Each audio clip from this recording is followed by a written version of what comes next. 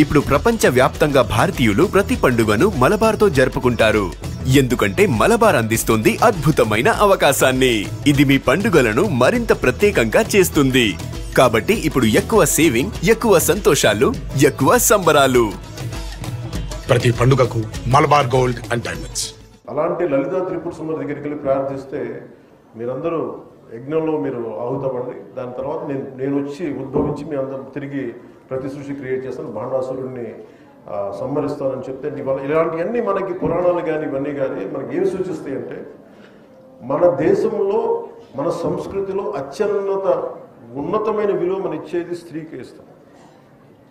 ఇది ధైర్యం పోతే కూడా మనకి తల్లి దగ్గర నుంచి వెతుక్కుంటాం.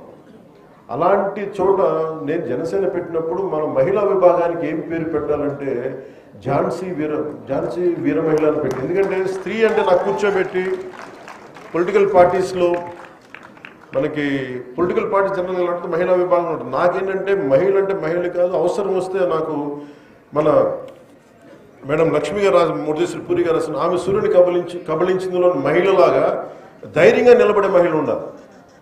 పోరాటాలు చేస్తున్నప్పుడు అవకాశాల కోసము, రాజకీయ ఎదుగుదల కోసం కాదు, సమాజంలో బలమైన మార్పు రావాలంటే మహిళ చేయగలదు. అలాంటి మహిళలు మనకి మన జనసేనలో ఉండాలని చెప్పి అందుకనే వాళ్ళకి చెప్పడానికి ఝాన్సీ వీర మహిళా విభాగం అని పెట్టాను. ఎందుకంటే మీరెవ్వరికి తక్కువ కాదు, మీరు బలమైన వ్యక్తులను చెప్పడానికి.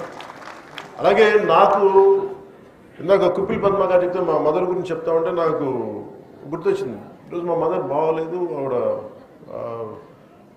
బెడ్ రెస్ట్లో ఉన్న చాలా నెలల నుంచి బాగుండట్లేదు. సో మా అమ్మ మాకు ఎంత నిలబడింది అంటే చిన్నప్పుడు ఈ స్కూల్లో మన ఈ మాలతి క్యారెక్టర్ లాగా ఎవరన్నా మేము ప్రతిసారి ట్రాన్స్ఫర్స్ వల్ల మారుతూ ఉంటే ఏడిపిస్తూ ఉంటే గొడవలు పడుతూ ఉంటే స్కూల్కి వెళ్ళిన కొత్తల్లో మా అమ్మ చెప్పేది, నువ్వు ఎందుకు భయపడి పారిపోతావు, నిలబడు, ఏది కావాలంటే రక్షించుకో, నేను 10 దెబ్బలు కొడితే నువ్వు తిరిగి ఒక దెబ్బ కొట్టు, లేదంటే నువ్వు ప్రపంచంలో బతకలేవు. ఇది మా అమ్మ చెప్పిన మాట.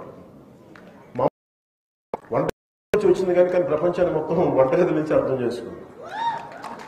ఇది మా అమ్మకే కాదు, సగటు భారతీయ కుటుంబాల్లో ఉండే ప్రతి మహిళ ఇలాగే ఉంటుంది. సో అలాంటి అలాంటి తల్లి దగ్గర, అలాంటి ఉదయం దగ్గర నేను పెరిగాను. సో అందుకనే నేను సంపూర్ణమైన విశ్వాసంతో, సంపూర్ణమైన నాకు మహిళ 33% రిజర్వేషన్ మన ప్రధానమంత్రి గారి నేతృత్వంలోని ఎన్డీఏ ప్రభుత్వం ఈరోజు మనకి తీసుకొచ్చింది. త్వరలో అది ఏదో రాబోయే సంవత్సరాలు అమలు అవుతుంది. ఈ లోపల మనకు కావాల్సింది మీరు నిజంగా ట్రూ ఉమెన్ ఎంపవర్మెంట్ అంటే మనం కూర్చోబెట్టి ఒక ఫెమినిజంకి డిఫరెంట్ అర్థాలు వస్తున్నాయి కానీ ట్రూ మనకి ఎంపవర్మెంట్ అంటే the greatest example is Lakshmi Muraleeshwara Puri గారు. అంటే మీకు ఆవిడ ఒక అంటే ఆవిడ రచయితను అర్థం చేసుకోవాలి మనం. ఎక్కడో మహారాష్ట్ర మూలాల నుంచి వచ్చిన ఆవిడ కష్టపడి ఎదిగి అసలు మెన్ డామినేటెడ్ వరల్డ్లోనే అలాంటిది ఆవిడ ఇక్కడ దాకా వెళ్ళి యుఎన్ దాకా వెళ్ళి ఐఎఫ్ఎస్ దాకా ఈవెన్ యునైటెడ్ నేషన్స్ దాకా వెళ్ళి అక్కడ ఇలాంటి ఉన్నతమైన పదవులు పొంది ఆవిడ స్ట్రగుల్ కూడా దీనిలో కనిపిస్తాయి. ఒకలాగా నా ఫీలింగ్ ఏంటంటే I don't know ma'am, you have to tell me a part of you should be there in this book, a part of your life, a part of your exposure, a part of your, I feel it is a semi-autobiography of yours. I think that's what you feel, I feel. That's more or less your life, right? So it's quite inspiring. We would be reading about you. It's quite inspirational to all of, to everyone, to all the. So it's truly it's a great thing to do to inspire this generation. And మీ అందరికీ కూడా మనస్ఫూర్తిగా హృదయపూర్వక ధన్యవాదాలు చెప్పుకుంటూ ఈవిని కలవడానికి మా Janasena parliament సభ్యులు వల్లభనేని బాలశౌరి గారు దీన్ని ముందుకు తీసుకొచ్చారు. అలాగే పుస్తక ప్రేమికులు అవనగడ్డ శాసనసభ్యులు శ్రీ మండల బుద్ధప్రసాద్ గారు. ఎందుకంటే నేను ఓపెన్ చేయడం కంటే కూడా ఆయన చేతుల మీదుగా ఓపెన్ చేసి దానికి వచ్చే అందం వేరు, దానికి వచ్చే ఒక బ్యూటీ వేరు దానికి. అందుకనే ఆయన చేత నేను పట్టుకున్నాను కానీ బుద్ధప్రసాద్ గారి చేతే ఫస్ట్ దాన్ని ఓపెన్ చేయించింది.